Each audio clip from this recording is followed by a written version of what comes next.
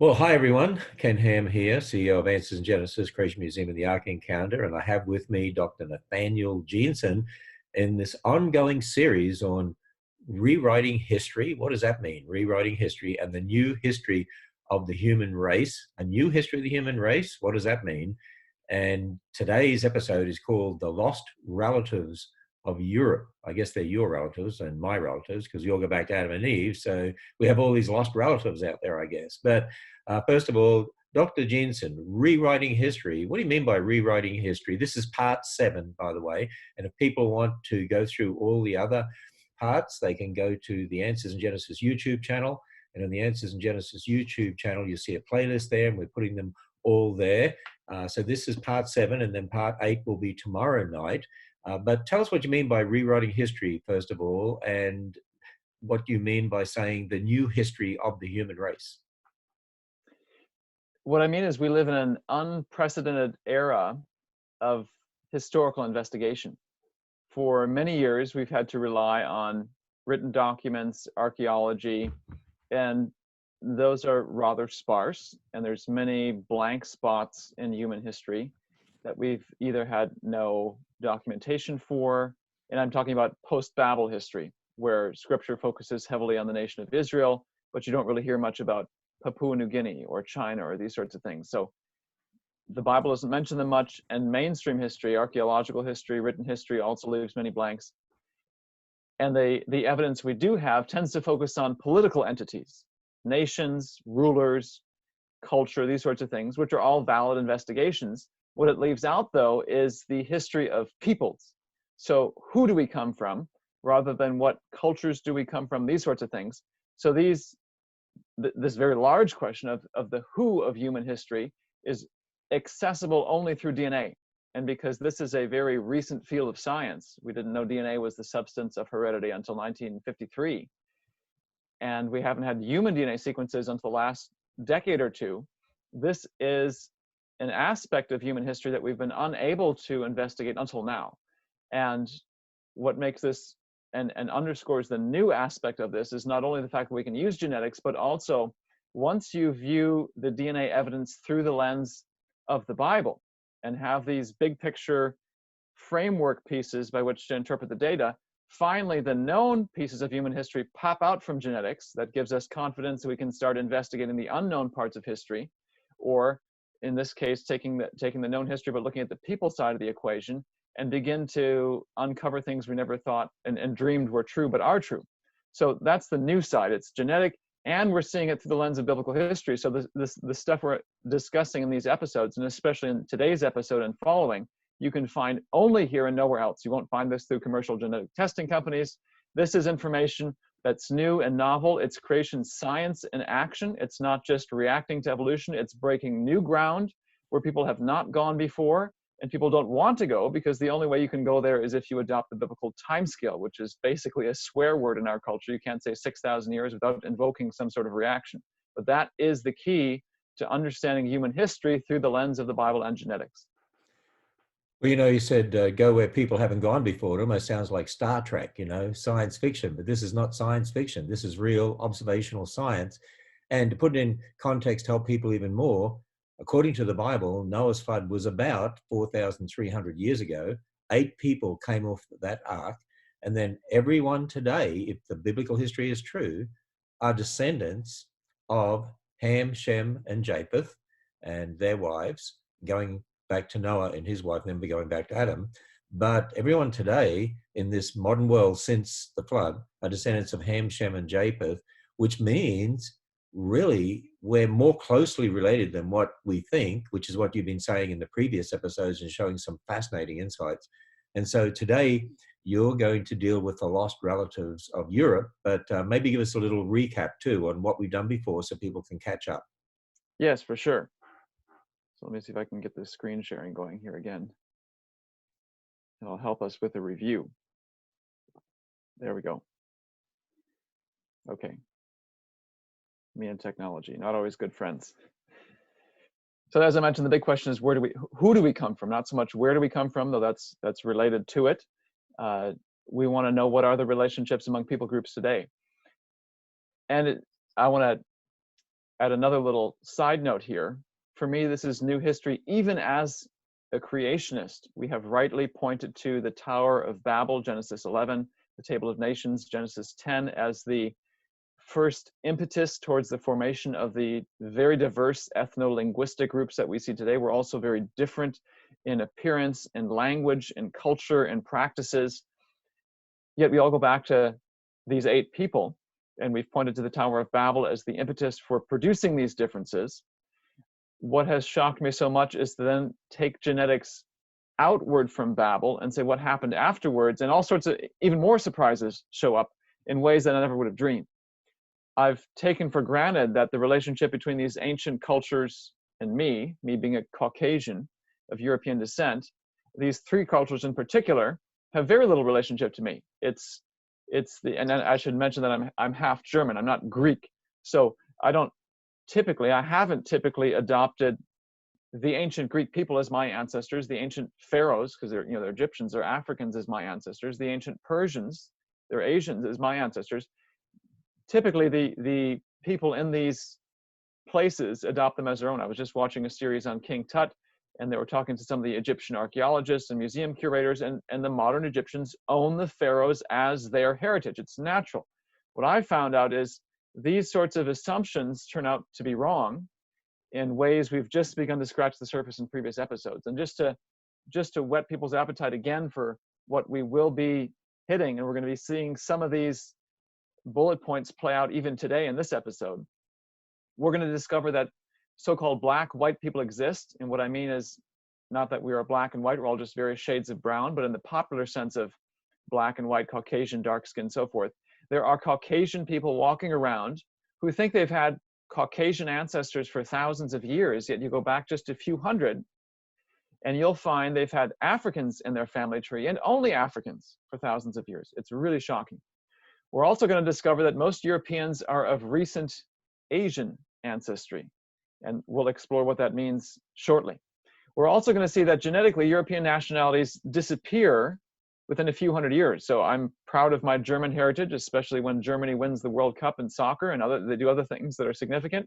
Obviously not proud of it when we think about World War II and the Nazis, but it's natural for people to be proud of their heritage. I'm Spanish, I'm Italian, I'm Greek, so forth.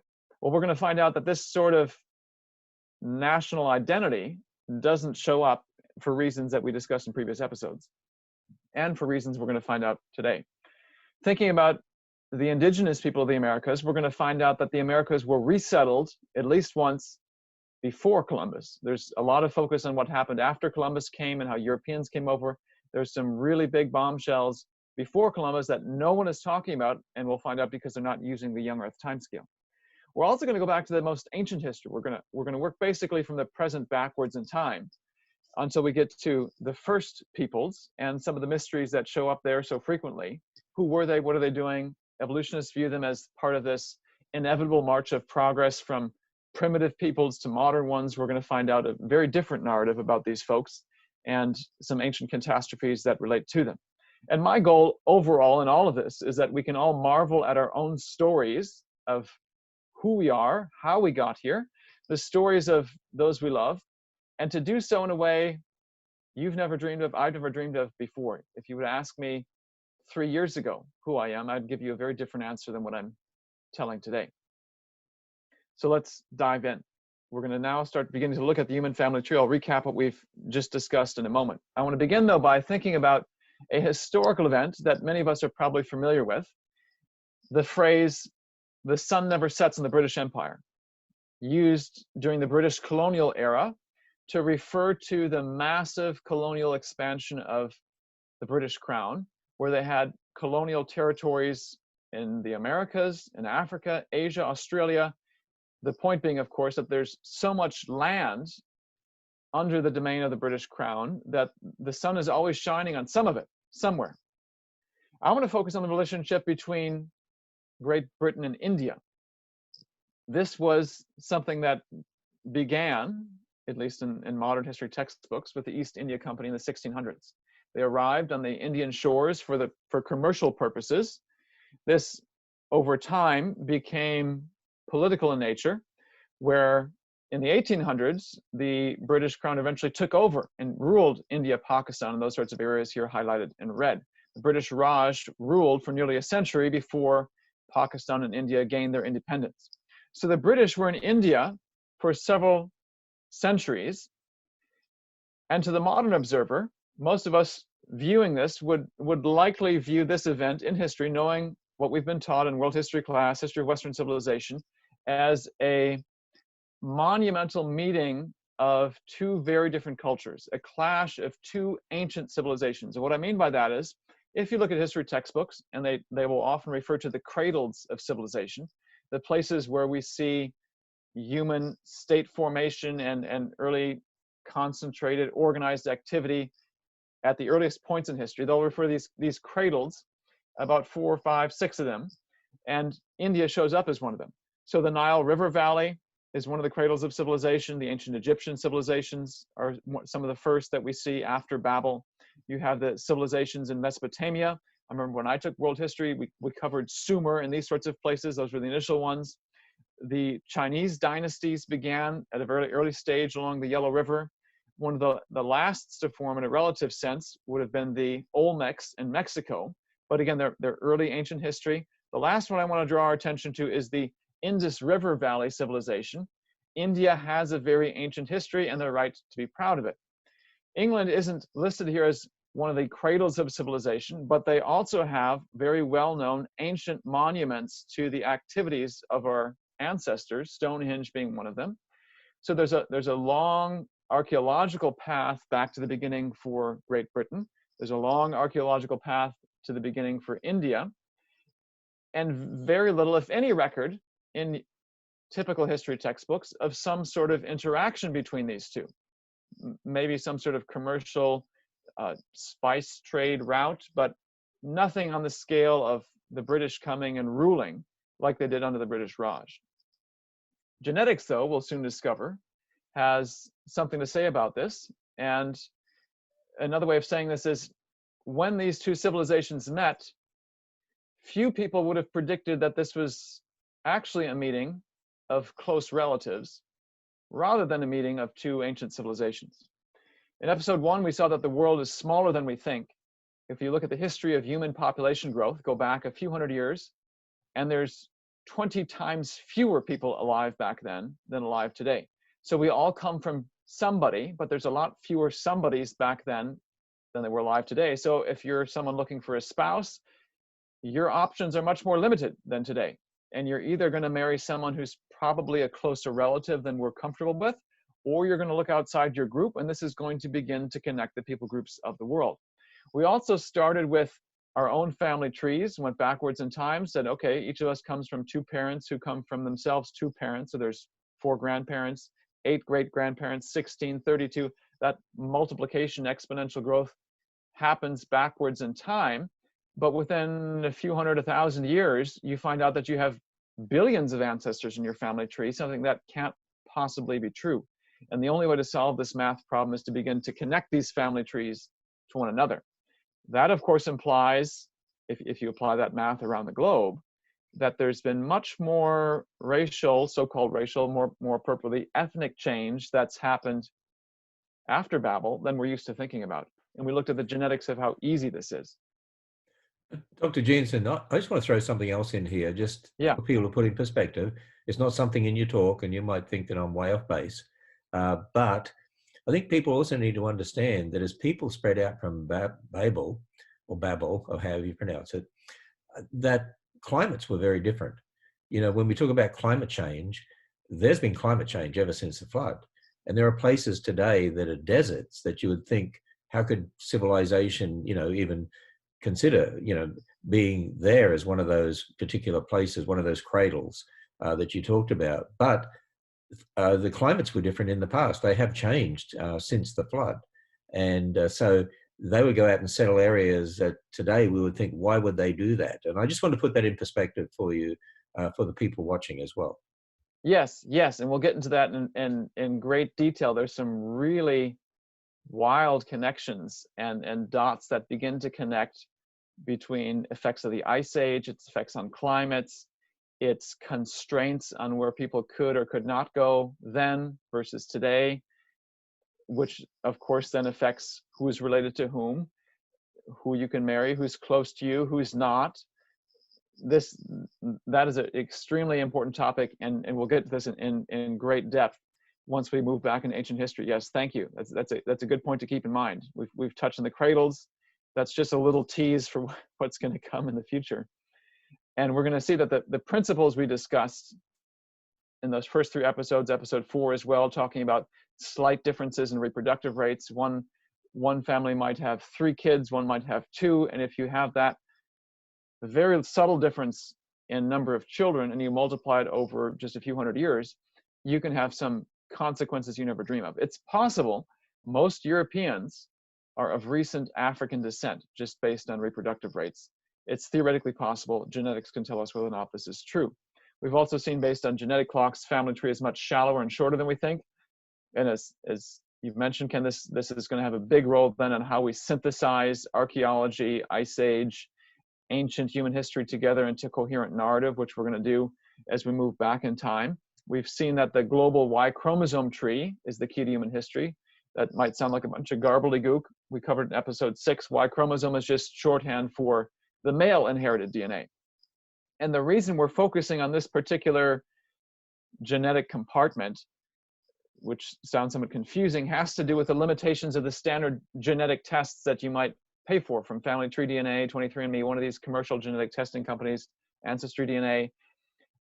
If you pay them $100, standard price, what they're going to tell you is your heritage based on the DNA inherited from both parents. And if you're like me and have primarily Caucasians in your family tree and you want to know if there's an African or a Native American or one of these other people groups, or let's say you are of African descent, but you want to know if there's a Caucasian or Native American, you're of some, if you have a family tree of some that's dominated by some particular ethnicity, you want to know if there's another one. The problem is every generation in your family tree, that DNA from that suspected ancestor, that genetic signal gets diluted because you have DNA from both parents. So the African DNA then gets married with the, presumably in this case, Caucasian DNA. So now those offspring only 50% African.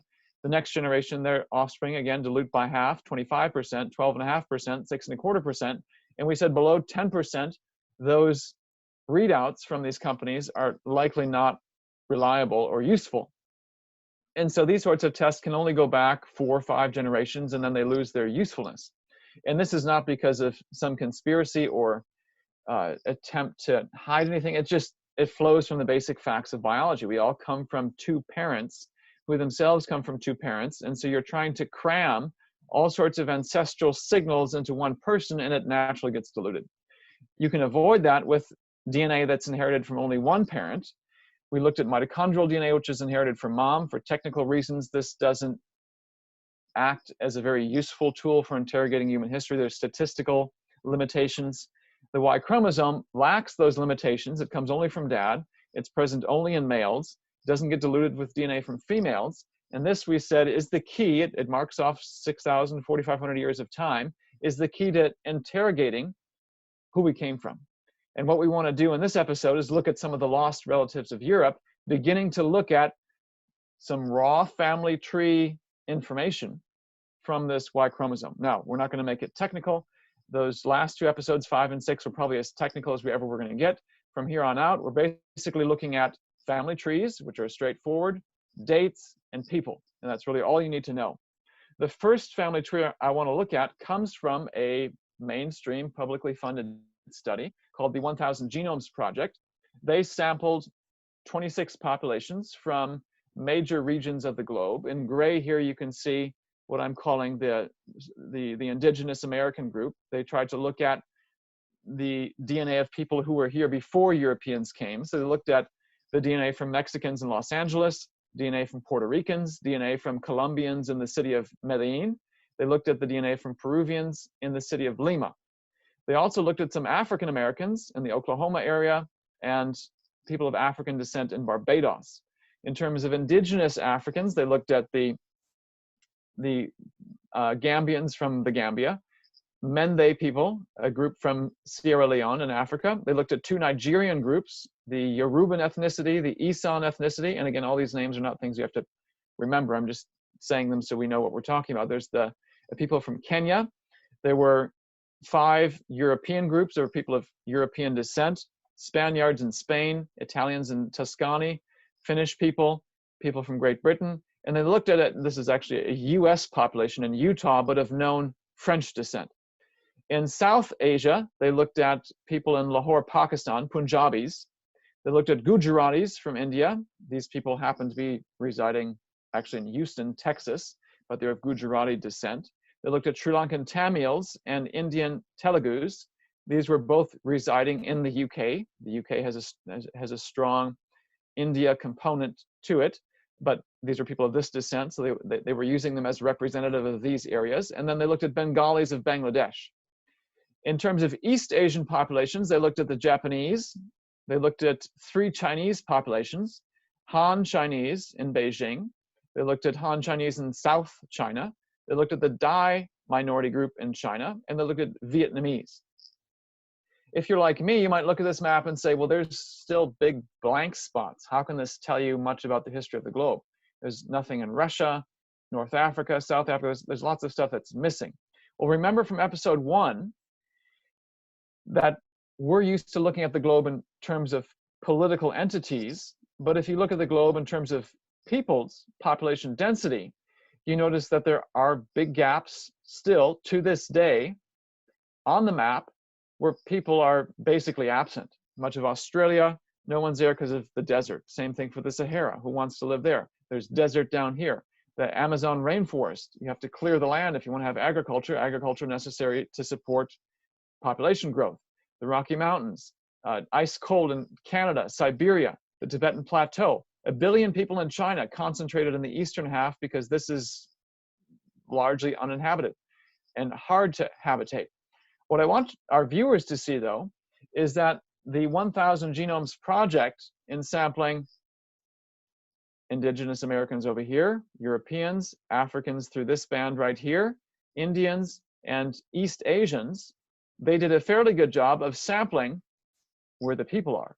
They may not have sampled all the political entities, but they're taking a where are the people approach, and then as a first pass initial study, what can this tell us about the global people's history of the globe? This is a good first step. So these are the populations we're going to look at initially. This is a family tree that results from some of the data. This is a tree I've drawn. It's zoomed out. We're going to go through in detail multiple branches on this tree. I've shown here an orientation to this tree that perhaps is not familiar. I'm used to thinking about family trees in a vertical orientation where me and my siblings are at the bottom. We have the parental generation above us, their parents, my grandparents above them. And so time kind of flows from top, the older times, to the present down at the bottom. This family tree is basically rotated 90 degrees, where the ancient times are to the left and the present times are to the right. So time moves from left to right instead of from top to bottom. I'm using 1990 as the year for the present, and this is because of the limitations of, or the details of this 1,000 Genomes Project. They rightly sampled only adults, people 18 or older, not children. And they completed their study, they said, by 2008. So subtract 18 years from 2008. 1990 is probably the most recent birth year for their participants. It may be 1950 if they sampled grandparents. So there's a roundabout date for what we're calling the present. And then I'm saying, for reasons we discussed in previous episodes, we can only go back to the flood. So we're putting Noah back here around 2500 BC. Now, there's a little bit of debate still. We don't have enough data to know where exactly on this, that you can see there's a blank line here, a blank line here. It might be hard to see because we're zoomed way out, and we'll discuss this more in future episodes. There's a little bit of uncertainty where Noah is. We know he's right here in this region. My best guess is that he's right there, but the dates I'm reporting are going to be from that position. Just know that there's always going to be a little bit of uncertainty for the dates we report. They're sort of round numbers. That's just a technical side note for people who want to nitpick. But generally, the dates I'm reporting are pretty good estimates.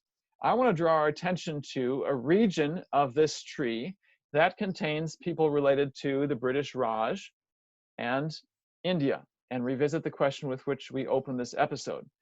did two ancient civilizations meet when the British came to India, or were they recent relatives? Now, I've color-coded this tree so you can see the general region of the globe from which these people come from. Dark green for South Asia, sort of a gold for Europe, gray for the Americas, royal blue for East Asia, and then a crimson for Africa. We'll discuss what all this means again in each of these parts of the tree slowly in detail over time so we can all follow. I want to draw our attention to the top of the tree. Let's begin there. Zooming in, you can see it has primarily South Asians and Europeans. So the green for South Asians, gold for Europeans, and one person in the Americas, a Peruvian. My guess is this is actually a Peruvian who's of European descent. One of the sad consequences of the European incursion into the Americas is now about 80% of Latin Americans have obvious African or European ancestry, not indigenous American. And this is due to a massive population collapse we'll discuss when we get to the history of the Americas.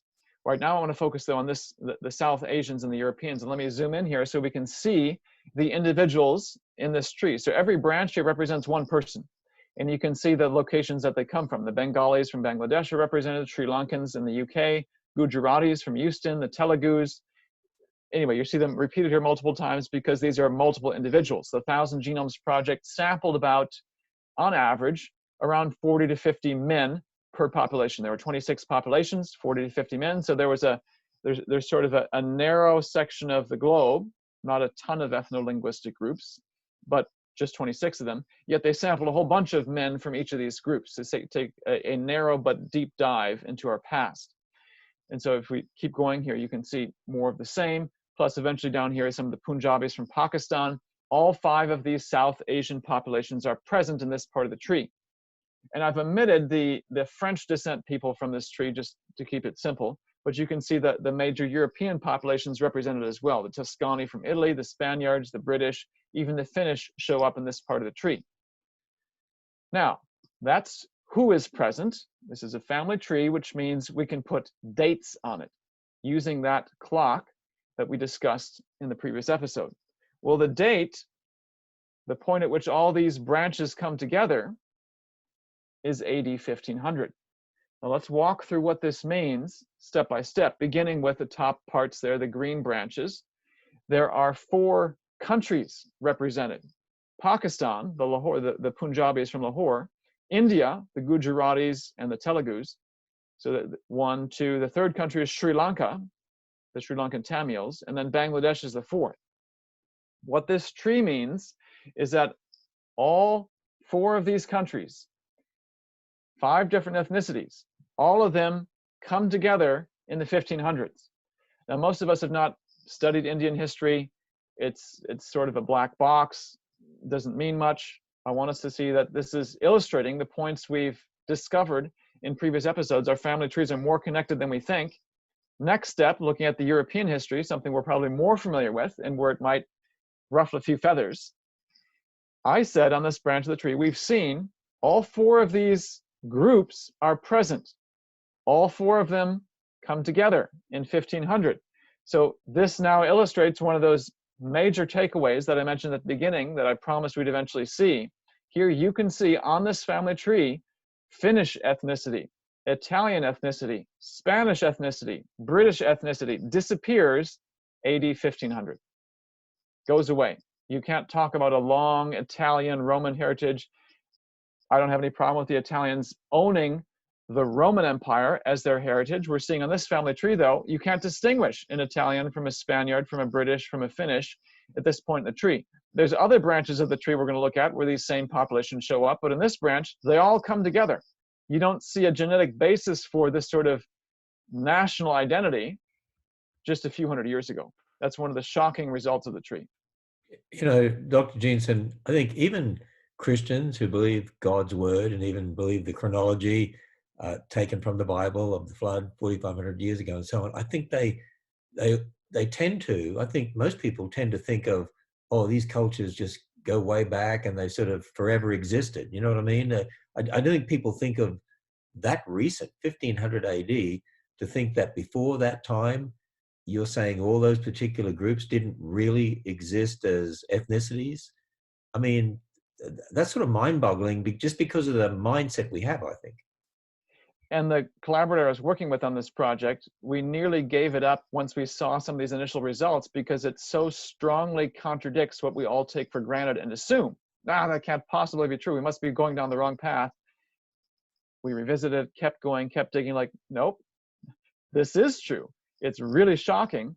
It demolishes our preconceived notions, but there it is. But just as an illustration of that point, we were so shocked by it ourselves, we nearly gave up because we couldn't comprehend how this could possibly be true. And I think another way to challenge people to look at this is, we tend to think, well, that couldn't be 1500. I mean, that's not long ago. Well, 1500 AD. But wait a minute. What was in North America 200 years ago, 300 years ago, 400 years ago, 500 years? I mean, you start thinking like that and you realize, wait a minute, think of what we look at as civilization today. I mean, Australia was first discovered in our modern world by Captain Cook, even though there were probably there were the Australian Aborigines there and probably people before them, as I'm sure your research is going to show, just like it does here in North America.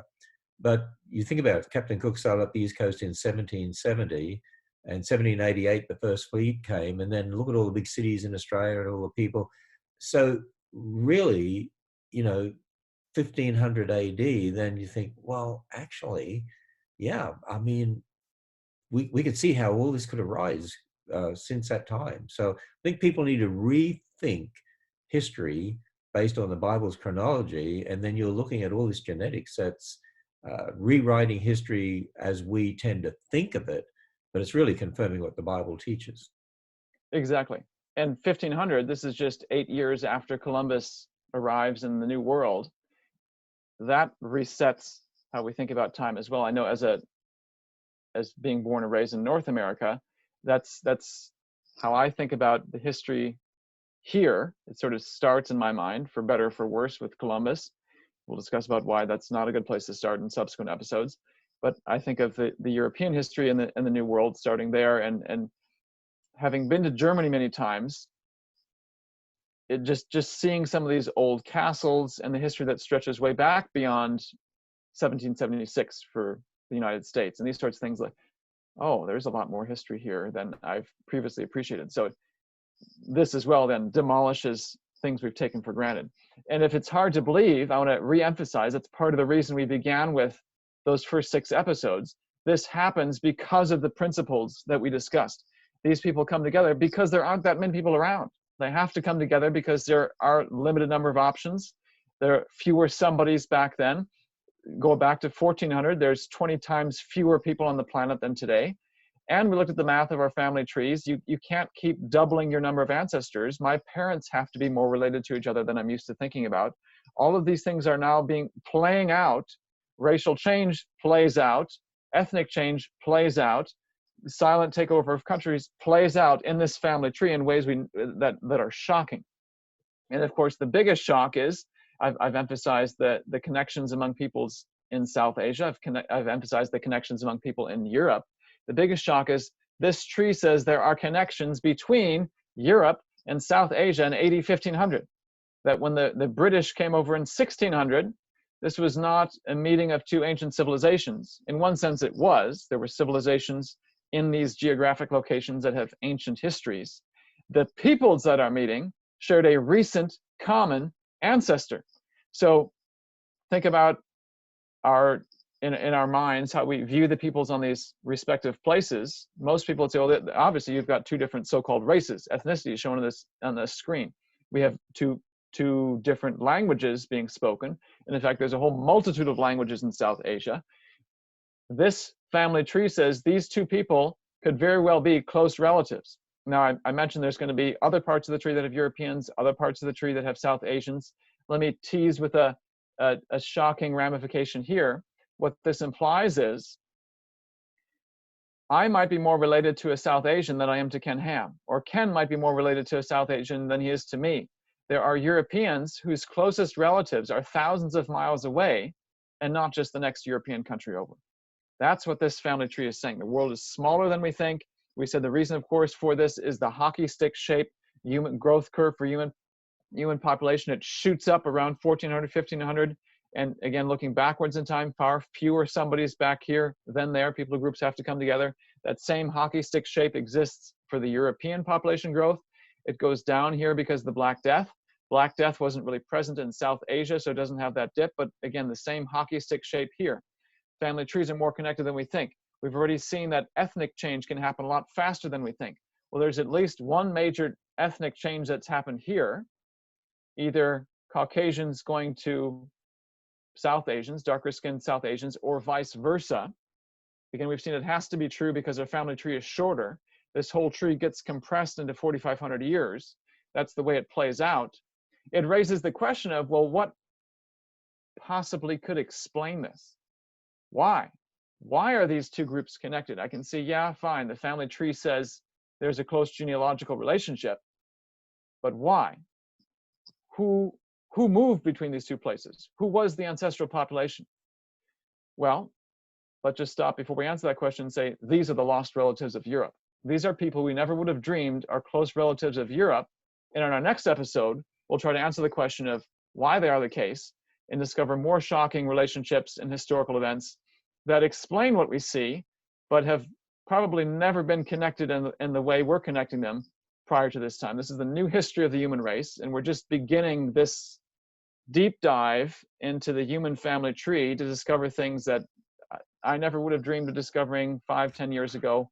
Have been shocked myself, and I'm really excited for our viewers to keep following what we're going to find out. And Dr. Jeanson, this particular research you're particularly following has been done on the Y chromosome, correct? Yes. And just to reiterate for people, what they're looking at are similarities and differences so that you can look at those relationships, correct?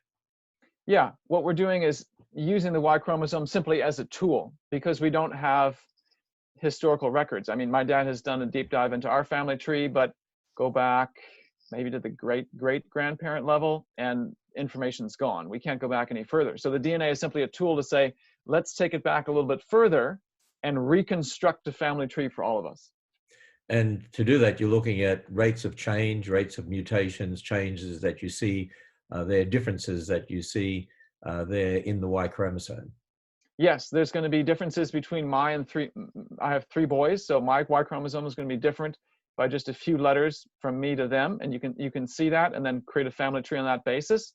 I'm going to be different from my dad, and so there's going to be maybe 2 or 3 steps difference between me and my boys, 2 or 3 steps different between me and my dad, and so therefore about 4 to 6 steps difference between my boys and my dad. And so the number of differences, whether there's a lot or a few, helps us reconstruct, are there close relationships, distant relationships? It's all based on that sort of math. In a sense, the DNA differences act like a clock saying how many generations. You get a number, and that can tell you how many generations have passed between any 2 men. And just to help people again, what causes those differences? The best answer we have at this point is simply we live in a fallen world. There's imperfect copying in the cells that give rise to sperm.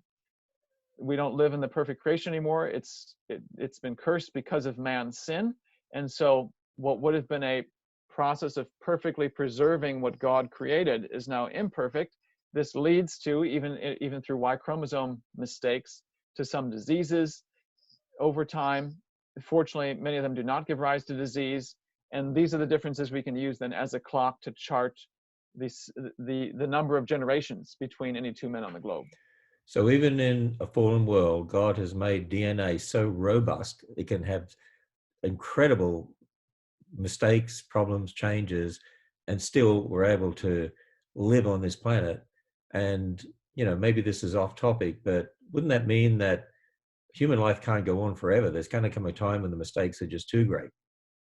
Yes, and it's having been in the creation ministry for 10 years, I've had to change my own thinking about the medical side of the equation. When I was in graduate school working on medical questions, I heard genetics thrown out frequently as an explanation for this disease, that disease, and I kind of guffawed and thought that's just a synonym for we don't know what the explanation is, and I pushed those aside.